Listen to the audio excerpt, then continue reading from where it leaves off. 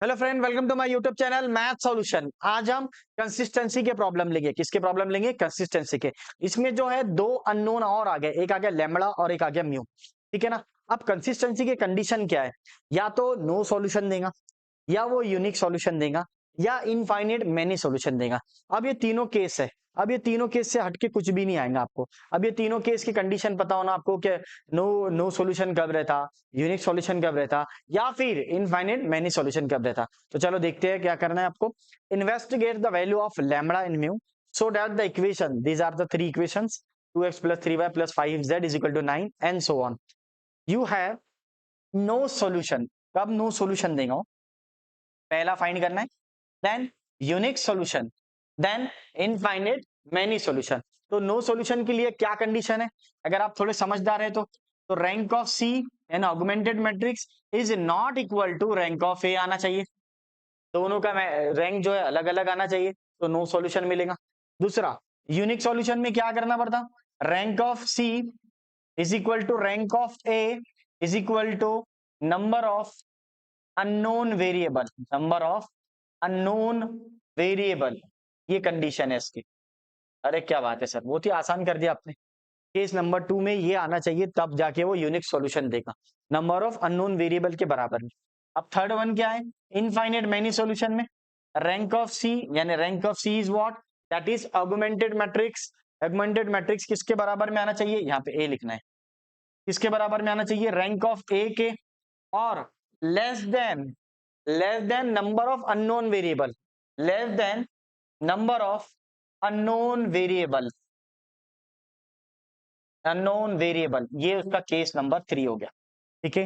ये पॉसिबिलिटी पे अब आप नो सॉल्यूशन बोलेंगे, इस पर आप यूनिक सॉल्यूशन बोलेंगे, और इस पर आप बोलेंगे इनफाइनेट मैनी सॉल्यूशन या मोर सॉल्यूशन, इस तरह भी बोल सकते हैं, नंबर ऑफ सॉल्यूशन।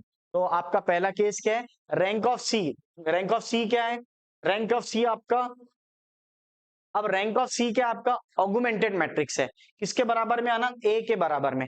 ठीक है। और नंबर ऑफ अननोन वेरिएबल अगर रहा, तो ये तीनों कंडीशन रही तो यूनिक सॉल्यूशन। अगर दूसरा क्या है? रैंक ऑफ सी और rank of A less than number of unknown variable रहा, तब आपका आएगा इनफाइनेट मैनी सॉल्यूशन। अगर ये दोनों का अलग अलग आया, रैंक ऑफ सी और rank of A, augmented matrix और जो कोएफिशिएंट वाला मैट्रिक्स है, उसका दोनों का रैंक अलग अलग रहा, तो that is called as no solution. तब वो क्या देगा? No solution. तो ये केस आपको पता होना, जो बच्चों को नहीं समझता उनके लिए बता दे रहा हूं। ठीक है फ्रेंड, चलो देखते हैं प्रॉब्लम को किस तरह सॉल्व करेंगे। तो स्पेस बना लेंगे हम लोग। ये केस है, आपको लिखना है तो लिख सकते। ठीक है, अभी देखना है मेरे दोस्तों। I am going to solve. आ जाओ चलो। Now arrange in the matrix. तो पहला वाला मैट्रिक्स ये हो गया आपका, दूसरा ये हो गया। ठीक है, और ये तीसरा ये लिख लिया आपने, यहां से लिख लिया, कोई रॉकेट साइंस नहीं है। ठीक है, ये माइनस है तो माइनस आया बराबर इसके अंदर। ये थर्ड वाला है 2x plus 3y plus lambda Z is equal to new.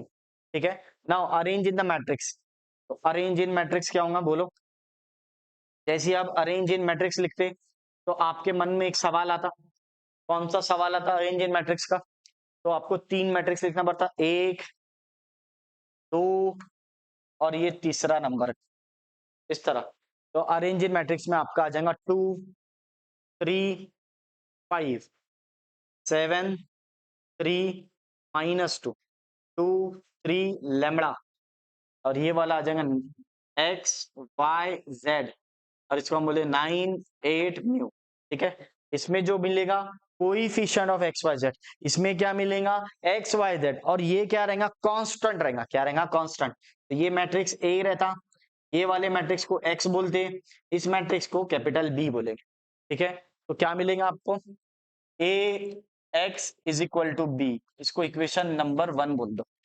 अब आप लिख लो A X is equal to B. अब यहां से अपन ऑगमेंटेड मैट्रिक्स बनाएंगे। तो ऑगमेंटेड मैट्रिक्स कैसा बनता? C is equal to A by B, C is equal to A by B, इस तरह। तो सी के लिए क्या करेंगे हम लोग? ए और बी। तो पहले ए और बी लिख लो।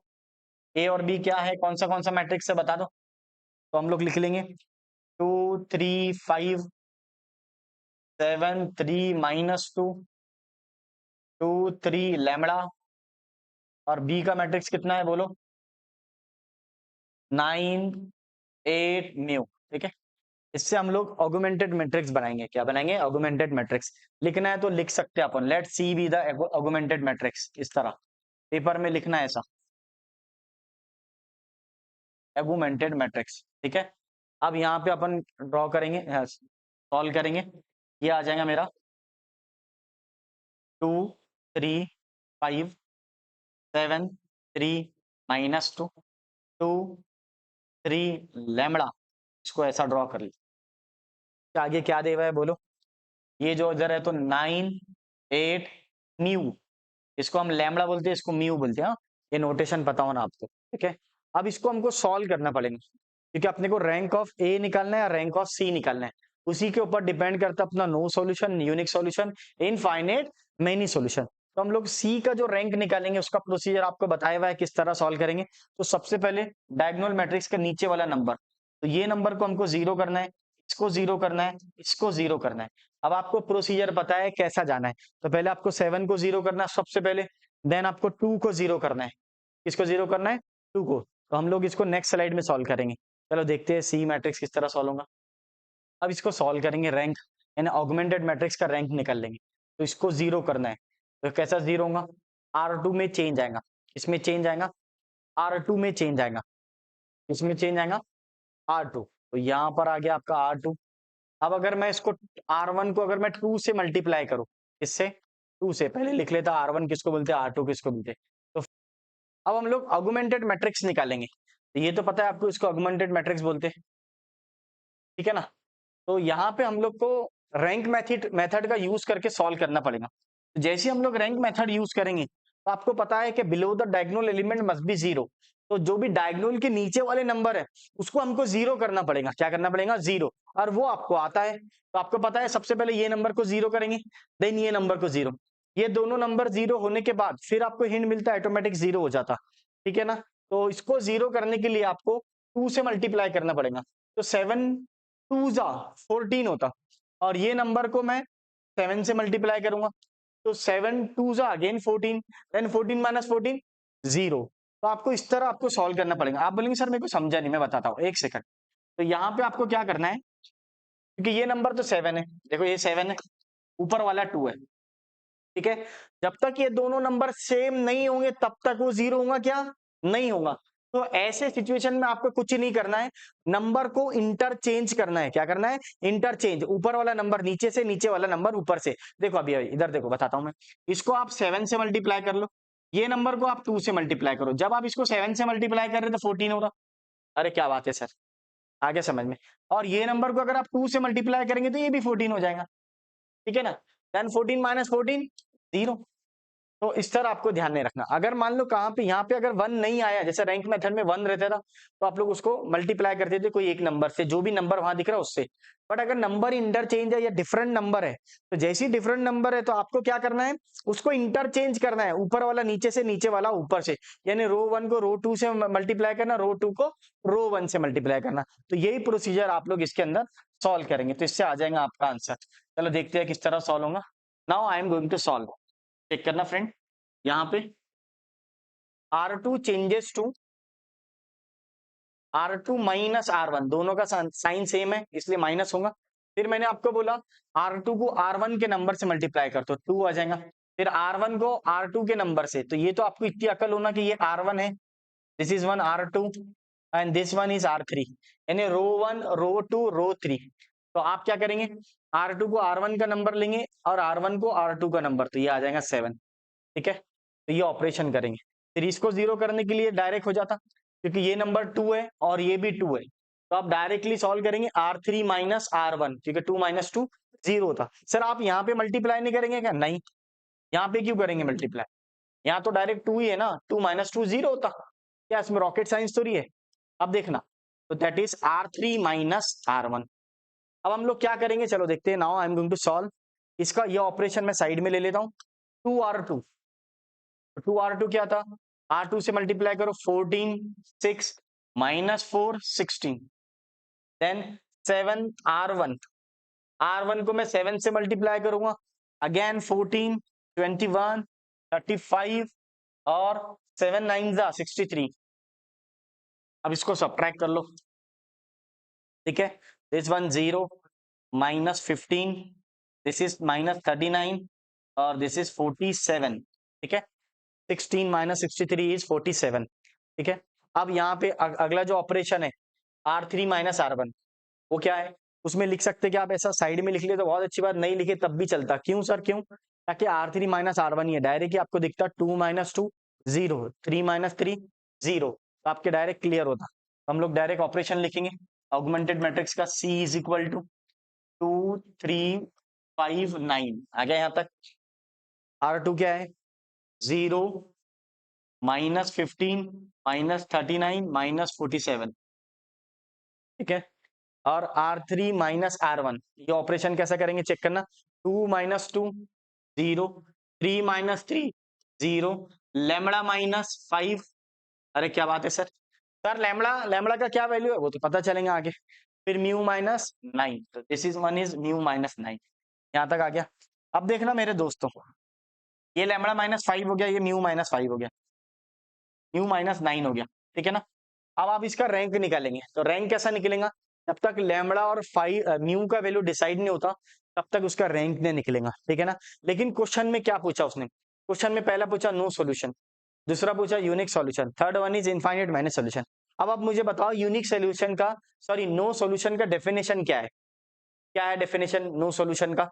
तो नो सॉल्यूशन का डेफिनेशन है rank of C is not equal to rank of A, यानी augmented matrix is not equal to rank of A is not equal to rank of C. तो यहाँ पे आपको कब होगा rank of A is not equal to rank of C, कब होगा? क्योंकि मुझे पहला से क्या चाहिए? No solution. एक बार क्वेश्चन को देख लो, क्या चाहिए आपको पहले? नो सॉल्यूशन, और नो सॉल्यूशन का आपको क्राइटेरिया पता है। नो सॉल्यूशन का क्राइटेरिया क्या है?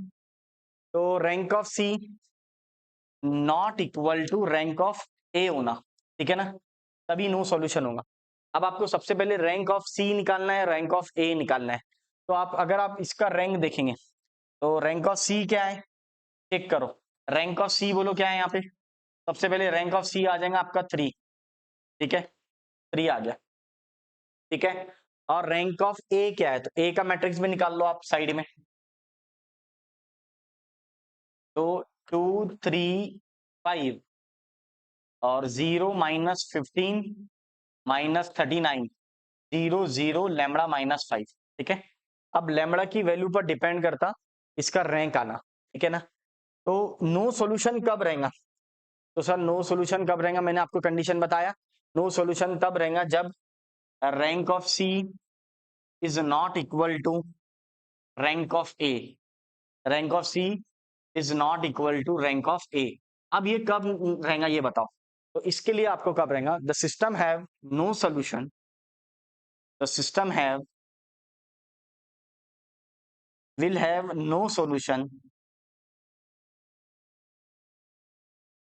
no solution which is possible, which is possible if lambda is equal to 5, mu is not equal to 9, that is that is that is rank of C is 3 and rank of A is 2, which is therefore rank of C is not equal to rank of A। अब आप बोलेंगे sir rank of सी आपने 3 कैसा निकाल लिया? देखो इसके लिए आपको लैम्बडा का वैल्यू 5 होना। ठीक है, और म्यू का नॉट इक्वल टू 9 होना। म्यू का नॉट इक्वल टू 9 का मतलब क्या है? थोड़ा सा अपन यहाँ पे बेसिक्स देखेंगे। यहाँ पे चेक कर लो, अगर आप लैम्बडा का वैल्यू 5 ले लेते सपोज, ठीक है ना, जैसे आप लैम्बडा का वैल्यू 5 लेंगे तो ये 0 हो गया, और म्यू का value not equal to 9। Not equal to 9 का मतलब क्या होता है कि 9 को छोड़ के कोई और नंबर, कोई और नंबर कोई भी एक अज्यूम कर लो जो 9 ना हो। सर 8 ले लो। ठीक है, म्यू का वैल्यू आप जब 8 लेंगे, ऐसे कंसीडर कर रहा हूं, तो 8 - 9 कितना होता? -1 होता। 8 - 9 कितना होता? -1 होता। अब मैं इसका रैंक निकालता हूं। क्या निकालता हूं? रैंक। तो रैंक डायरेक्टली क्लियरली दिख रहा मेरे को। सी का रैंक ऑफ सी कितना आ गया आपका? 3 आ गया। क्या बात है सर, अब जब आपने लैम्बडा का वैल्यू क्या लिए, 5 लिए, बराबर, लैम्बडा का वैल्यू 5 लिए तो ये क्या हो गया, 0 हो गया। ऐसा समझाने के लिए बता रहा हूँ, ये हो गया 0 आपका, तो लैम्बडा का वैल्यू 5 लेने से 0 हो गया। अब 0 रखने से क्या हो गया, इसका रैंक कितना आ गया, 2 आ गया, इसका रैंक कितना आ गया, 3 आ गया, क्योंकि म्यू का वैल्यू नॉट इक्वल टू 9 है। ये दोनों पॉसिबल होगा। The system will have no solution which is possible if lambda is equal to 5, mu is not equal to 9। कब पॉसिबल होगा, जब लैम्बडा का वैल्यू 5 आ जाएगा, 5 आने से ये 0 हो गया, तो रैंक ऑफ ए कितना आ गया, 2 आ गया, ठीक है। और इसका लैम्बडा का वैल्यू 5 और म्यू का वैल्यू नॉट इक्वल टू 9, 9 को छोड़ के कोई भी वैल्यू रख दो आप, कोई भी वन, तो यहाँ पे एक नंबर आ जाएगा, 0 नहीं आएगा, फिर जैसे ही 9 रखेंगे तो 0 आ जाएगा। तो अगर वहां 0 आ गया तो दोनों का रैंक सेम हो गया, और दोनों का रैंक सेम हो गया तो कंसिस्टेंट हो जाता। इनकंसिस्टेंट कब रहता, जब rank of C is not equal to rank of A, और rank of C is not equal to rank of A अगर आ गया तो समझ जाना नो सॉल्यूशन।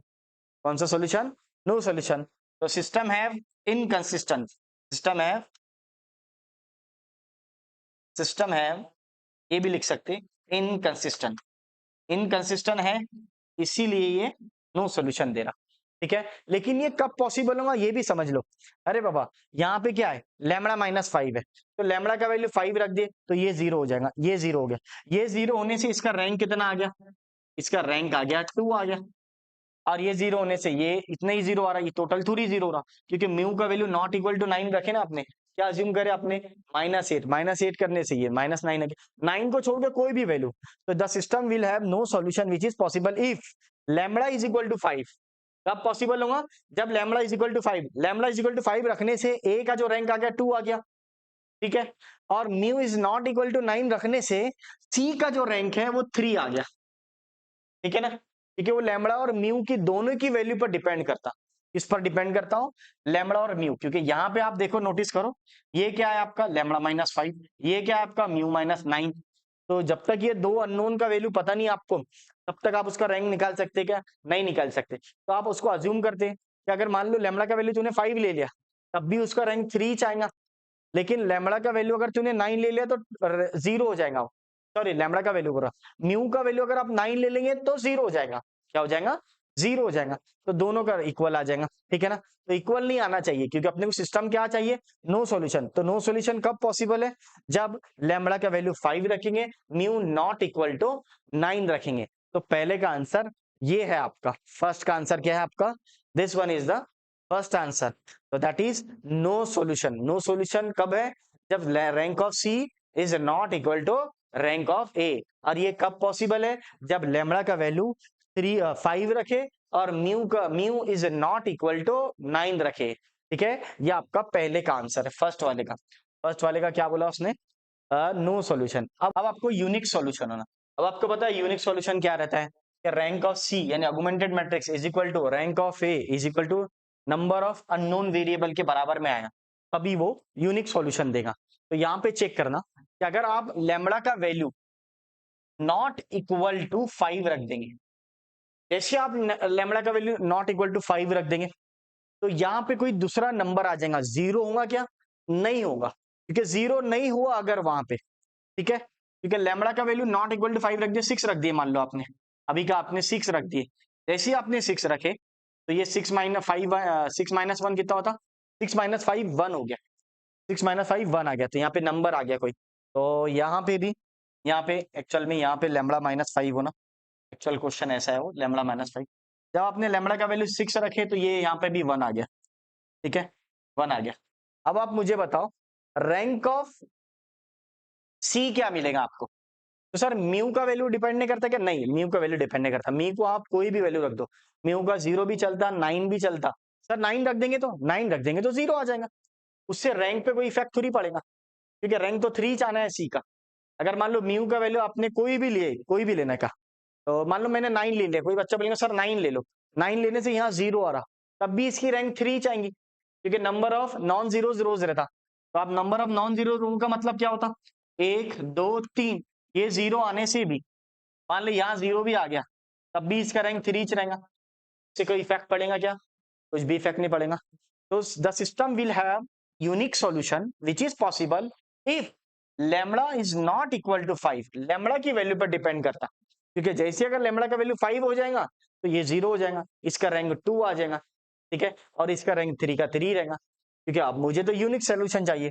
यूनिक सोल्यूशन का कंडीशन क्या है? Rank of C is equal to rank of A होना और नंबर ऑफ अननोन वेरिएबल के बराबर में होना। किसके बराबर में होना?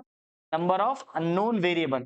तो अननोन वेरिएबल कितने हैं इसमें? 3 है, एक्स वाई जेड है, उसके तीनों के बराबर में होना। मेरी कोशिश ये रहेगी कि इसका रैंक 3 आ जाए। इसका रैंक 3 आने के लिए ये कंडीशन पॉसिबल है, if the system will have the unique solution if lambda is not equal to 5 and mu may have any values. Mu का आप कोई भी वैल्यू ले, 0 भी ले सकते, 9 भी ले सकते, 10 भी ले सकते, व्हाटएवर। तो आपको म्यू की वैल्यू पर डिपेंड नहीं करता, सिर्फ लैम्बडा की वैल्यू पे डिपेंड करता। आप खुद देख लो, क्योंकि यहाँ पे लैम्बडा -5 है और यहाँ पे म्यू -9 है और यहाँ पे भी लैम्बडा -5 है, बराबर। अगर आप लैम्बडा का वैल्यू 5 रख देंगे तो इसका रैंक कितना आ जाएगा? 2 आ जाएगा, क्योंकि ये 0 हो गया, 5 0 0 हो जाएगा ना, 0 0 0। फिर ये क्या हो जाएगा? इसका रैंक 3 आ जाएगा, दोनों का रैंक डिफरेंट आ जाएगा। तो आपको क्या चाहिए? Lambda is not equal to 5 चाहिए और म्यू की वैल्यू डिपेंड नहीं करती। तो तब रैंक क्या आ जाएगा उसका? तो तब रैंक आ जाएगा उसका 3। तो 3 लिखा हुआ है। रैंक ऑफ ए यानी रैंक ऑफ ए कितना है? इसका रैंक ऑफ ए 3 है। इसका रैंक बोलो, इसका रैंक कितना है? इसका भी 3 है। 3 रैंक कैसे निकलते? नंबर ऑफ नॉन जीरोज रोज, तो तीनों भी नॉन जीरोज रोज है। ऐसी कोई रो है क्या जिसके अंदर टोटल 0 है? कोई भी नहीं है, एक भी नहीं है जिसके अंदर टोटल 0 है। तो इसको हम बोलते हैं रैंक ऑफ सी कितना आ गया? 3 आ गया, ठीक है। और रैंक ऑफ ए कितना आ गया? वो भी 3 आ गया, लिख दिया। अब रैंक ऑफ ए भी 3 है, रैंक ऑफ सी भी 3 है, number of variable unknown variable भी 3 है। तो क्या हो गया? Now rank of A, rank of C is equal to number of unknown variable. Therefore, it will give a unique solution. कौन सा सॉल्यूशन देंगे? Unique solution. तो यूनिक सॉल्यूशन के लिए क्या पॉसिबल होना? Lambda is not equal to 5, तभी वो यूनिक सॉल्यूशन होगा, क्योंकि दोनों का रैंक सेम हो जाएगा, रैंक दोनों का 3 3 हो जाएगा और नंबर ऑफ अननोन वेरिएबल के बराबर में हो जाएगा। इस तरह आपका ये आ गया सेकंड का आंसर। अब हम लोग देखेंगे नेक्स्ट स्लाइड में थर्ड वाले का आंसर। अब आपको इनफाइनाइट नंबर ऑफ सॉल्यूशन चाहिए, तो ऑगमेंटेड मैट्रिक्स से यानी सी का वैल्यू बताया आपको, C is equal to A by B वाला मैट्रिक्स से बनता सी, ऑगमेंटेड मैट्रिक्स। और ये वाला जो है ए है। अब ये कब पॉसिबल है? Infinite many solution, the system will have infinite many solution which is possible if rank of C is equal to rank of A is equal to less than number of unknown variable. तो rank of C और rank of ए तो बराबर में होना, लेकिन less than क्या होना? Unknown variable, यानी वेरिएबल से कम आना चाहिए उसकी रैंक। अगर उससे कम आए तो system will have infinite many solution या नंबर ऑफ इनफाइनाइट सॉल्यूशन, इस तरह भी बोल सकते हैं अपन। तो आप अगर देखेंगे इसको दोनों को रैंक सेम बनाने के लिए मुझे लैम्बडा का वैल्यू 5 चाहिए। क्या चाहिए? लैम्बडा का वैल्यू 5 और न्यू का वैल्यू 9। अगर मैं लैम्बडा का वैल्यू 5 रखता हूं तो डायरेक्ट देखना इधर, ये 0 हो जाएगा, और न्यू का वैल्यू 9 रखता तब भी ये 0 हो जाएगा। तो आपने क्या करे? लैम्बडा का वैल्यू 5 रखे, ये 0 हो गया। ये 0 रखने से दोनों का रैंक क्या आ गया? तो रैंक ऑफ सी कितना आ जाएगा? 2 आ जाएगा, क्योंकि नंबर ऑफ अननोन वेरिएबल चाहिए। तो नंबर ऑफ अननोन वेरिएबल एक ये है और एक ये है, इस तरह, ठीक है ना। अब अगर आप देखते हैं, और इसमें भी नंबर ऑफ अननोन वेरिएबल के number of unknown number of non zeros rows कितने हैं? Sorry, number of non zeros rows कितने हैं? 1 2। इधर भी कितने हैं? 1 2। दोनों का रैंक ऑफ ए कितना आ गया? 2 आ गया। ये कब पॉसिबल है? जब ये लैम्बडा का वैल्यू 5 और म्यू का वैल्यू 9 रखे, तो तब पॉसिबल है। The system will have the unique solution if rank of C is equal to rank of A is equal to less than the number of unknown variable, less than the number of unknown variable, which is possible if lambda का value 5 and mu का value 9। जैसे आप lambda का value 5 रखेंगे तो 5 - 5 0, और mu का value 9 रखेंगे तो 9 - 9 0। जैसे वो 0 हो गया तो number of unknown number of unknown zeros कितने हो गए? Number of non zeros rows कितने हो गए? सॉरी, अननोन 0 बोल रहा मैं। Number of non zeros rows कितने हो गए? ये टर्म तो 0 हो गई। चलो देखो, लैम्बडा का वैल्यू 5 म्यू का वैल्यू 9 रखने से ये क्या हो गया? ये 0 हो गया, ये भी 0 हो गया, बराबर। अब मुझे इसका रैंक बोलो, आप बताओ रैंक क्या होगा? तो रैंक सर 2 है, इसका रैंक कितना आ गया? 2 है, तो इसका रैंक 2 आ गया। अब मैंने लैम्बडा का वैल्यू 5 रखा, तो इसका भी रैंक कितना आ गया बोलो? इसका भी रैंक आ गया 2 सर। तो दोनों का 2 2 रैंक आ गया, दोनों इक्वल हो गया, ठीक है। दोनों रैंक तो इक्वल है, but number of unknown variable कितने थे? 3 थे, which is less than the number of unknown variable. ठीक है, वो कब पॉसिबल है, जब लैम्बडा का वैल्यू तुम 5 रखेंगे और म्यू का वैल्यू तुम 9 रखेंगे, तब वो पॉसिबल होगा। ठीक है ना, देखना मेरे दोस्तों, इसको बराबर प्रॉपर लिख लो। तो ये आ जाएगा आपका लैम्बडा -5, ये आ जाएगा म्यू -9, और ये आपका आ जाएगा लैम्बडा -5। ठीक है, उससे क्या हो गया, रैंक ऑफ सी कितना आ गया, 2 आ गया, रैंक ऑफ ए कितना आ गया, 2 आ गया, दोनों भी इक्वल आ गया, but number of less than किसके हो गया, नंबर ऑफ अननोन वेरिएबल के बराबर में हो गया। ठीक है, अगर ऐसा है तो सिस्टम क्या करता, number of unknown variable, unknown variable कितने हैं ये तो पता होना आपको, क्वेश्चन में देखे थे आपने, एक्स वाई जेड है, एक्स वाई जेड का क्वेश्चन है तो समझ जाना 3 अननोन है। ठीक है, क्योंकि अननोन वेरिएबल कितने हैं, 3 है, बट रैंक कितने हैं, 2 है, तो 2 इज लेस देन 3, तो यहाँ पर आ जाएंगे आप, it will give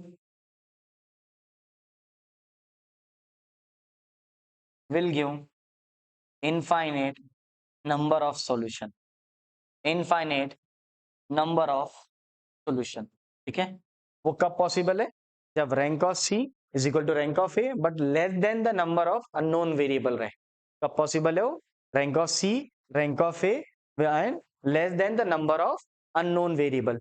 rank of C कितना आ गया, 2 आ गया, रैंक ऑफ ए कितना आ गया, 3 आ गया, और नंबर ऑफ अननोन वेरिएबल कितने हैं, 3 है, और 3 इज ग्रेटर देन 2 है, इसका मतलब क्या है, इनफाइनेट नंबर ऑफ सॉल्यूशन देगा, क्या देगा, इनफाइनेट नंबर ऑफ सॉल्यूशन। ये 3 केसेस है, अब ये 3 केसेस आपको आना चाहिए, 3 केसेस उसी पर डिपेंड करता जो कंसिस्टेंसी की प्रॉपर्टी है।